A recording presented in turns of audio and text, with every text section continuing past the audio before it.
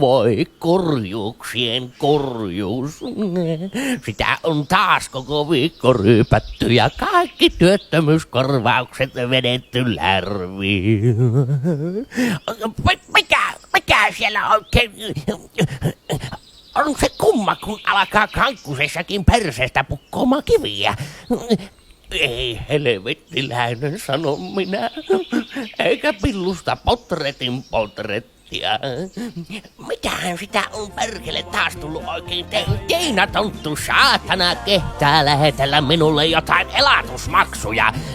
Minä sille vielä näytän, kunhan tästä ensin vedetään sellaiset käännit, jotta oppii olemaan. Hyvin tämä röllikoheltaja ponu kyllä potki. Minä pistän koko röllimetsän niin katolleen, että ei ole ennen nähty. Perkele vahtimestari ei päästänyt sisään minua baariin, niin minä vedän sitä saatanan kullin imiä vielä turpaan.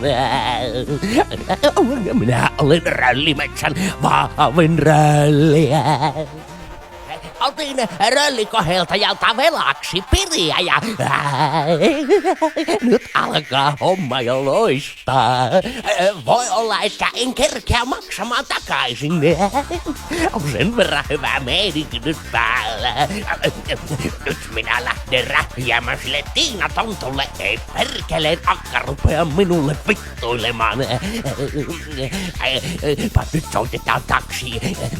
Haloo, Röllimetsässä röllipuhelimessa. Onko taksi? Hyvä tähän röllimetsän tielle. Kiitos. Että pitihän taas.